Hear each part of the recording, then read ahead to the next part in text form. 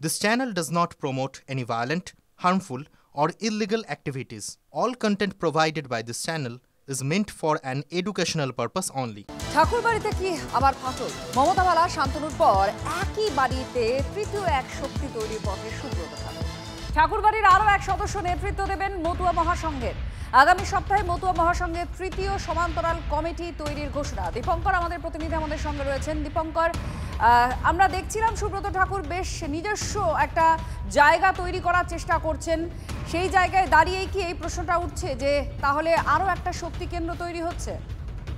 দেখো, একদমই তাই। ঠাকুরবাড়িতে বেশ কিছুদিন ধরেই বিবাদ চলছিল। তুমি জানো যে সুব্রত ঠাকুর এবং শান্তনু ঠাকুরের মধ্যে বেশ কিছু মাস আগে এই সিএ ক্যাম্প তৈরি করাকে কেন্দ্র করে বিবাদ হয়েছিল। সেই বিবাদে দুজনের বিরুদ্ধে বিস্ফোরক মন্তব্য করছিল। সেটা ছিল, তারপর ছিল সময়ের অপেক্ষা। এবং গতকাল যখন মমতা বালা ঠাকুর এসআইআর এর বিরুদ্ধে অনশন ঘোষণা করছেন, সেই দিনে যখন সুব্রত ঠাকুর এইরকম ভাবে বলছেন যে তার নেতৃত্বে আর একটা সংগঠন, আর একটা কমিটি তৈরি হবে, এটা কিন্তু একটা অন্যরকম তাৎপর্যপূর্ণ বিষয়। সেটা এই মমতা বালা ঠাকুরের সঙ্গে সুব্রত ঠাকুরের কোনো লিঙ্ক আছে কিনা সেটাও একটা বিষয় থাকবে।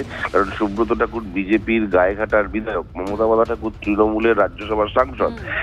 কিন্তু ঠাকুরকে এই বিষয়ে প্রশ্ন করা হলে তিনি বলেন সুব্রত ঠাকুর বাড়ির বড় ছেলে এবং তার দায়িত্ব আছে, সে তার প্রথম দাবিদার। সুতরাং সে যদি কিছু করতে পারে। কিন্তু এই যে কথাগুলো মমতা বালা ঠাকুর বলছেন, তার মানে কোথাও গিয়ে সুব্রত ঠাকুরকে একটা প্রচন্ড মদত দিচ্ছেন। কিন্তু যে ঘটনা ঘটছে সেটা হচ্ছে আসলে শান্তনু ঠাকুর এবং সুব্রত ঠাকুরের মধ্যে ফাটল ঘটছে।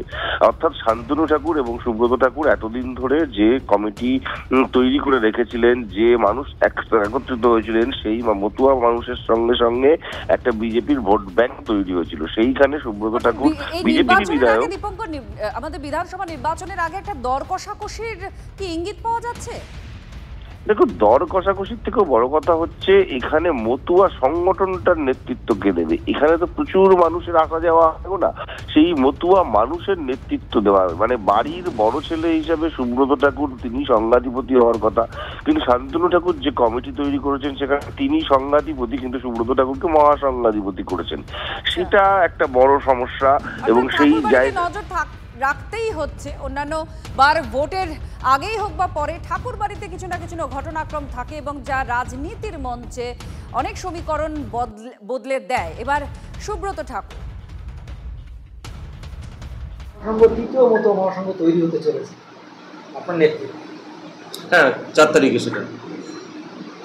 দুটো মতুয়া মহাসংঘ রয়েছে অলরেডি, একই নাম, একই রেজিস্টার্ড নাম্বার। থার্ড মতুয়া মহাসংঘ আমার নেতৃত্ব হচ্ছে। এইটা কেন 4 তারিখে আপনারা জানতে পারবেন। প্রথম বলবো যে সেটা ওদের পরিবারের ব্যাপার এবং বড় ভাই তার অধিকার আগে থাকা উচিত। তাকে যেভাবে ঠাকুর বাড়িতে তাকে তার অধিকার থেকে বঞ্চিত করে রেখেছে, তার অধিকার বড় ছেলে হিসেবে তার অধিকার পাওয়া উচিত। সংগঠন ওরা কি করবে না করবে ওদের সেটা আমি বলবো যে বড় ছেলে সুব্রত ঠাকুর তার এই বাড়িতে অধিকার পাওয়া উচিত।